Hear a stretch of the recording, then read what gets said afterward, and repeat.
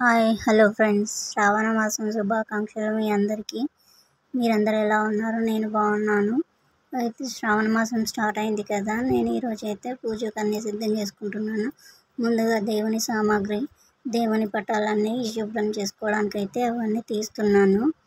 పటాలన్నీ మెల్లమెల్లగా ఒక్కొక్కటిగా అన్నీ తీసేసి దేవుని గదిని అయితే శుభ్రం చేసుకుంటున్నాను. అది చిన్నదో పెద్దదో దేవుడి గది అంటారు కదా, దాన్ని అయితే మొత్తం క్లీన్ చేసుకుంటున్నాను నేను. ఇక్కడైతే చూస్తున్నారు కదా, ఆ దేవుని అంతా ఒక ప్లేట్లోకి అయితే అంతా తీసి ఒక కవర్లో అయితే వేసి పెడతాను. ఆ తొక్కులలో వేయను. ఇవన్నీ చింతపండు పులుసు తీసి అందులో వేసాను. ఒక 1/2 అవర్ ఉంచితే ఇగో ఇలా తెల్లగా అవుతాయి.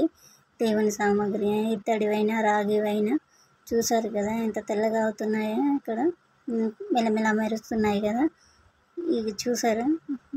కుందులైనా పంచపాలైనా ఇక్కడైతే దేవుని పటాలన్నీ నీట్గా అవన్నీ కుంకుమ బొట్లు అవన్నీ తుడుచుకొని మంచిగా తడిగుడ్డ పెట్టి తుడుచుకుంటున్నాను. ఇక్కడ దేవుడి గడపకైతే ముగ్గు వేస్తున్నాను.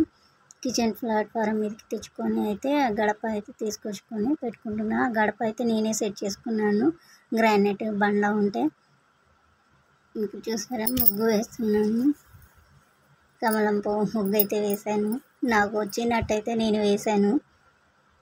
ఎలా ఉందో కామెంట్ బాక్స్లో చెప్పండి. ఇక్కడైతే సేమియా కోసం అని ప్రిపేర్ చేస్తున్నాను. ఆ తర్వాత అయితే పూజ అయితే కంప్లీట్ అయింది ఫ్రెండ్స్. చూసారా, నా చిన్న దేవుడి గది ముద్దుగా ఉంది కదా.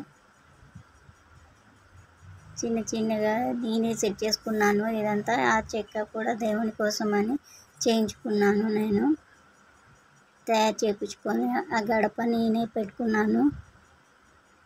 ఇంటి ముందు ముగ్గులాగా చిన్న దేవుడి గది ముందు ముగ్గులాగా. ప్లీజ్ సబ్స్క్రైబ్ చేసుకోండి. థ్యాంక్ యూ ఫ్రెండ్స్, వీడియో చూసినందుకు. నా వీడియో సబ్స్క్రైబ్ చేసుకోండి, లైక్ చేయండి, షేర్ చేయండి, కామెంట్ చేయండి.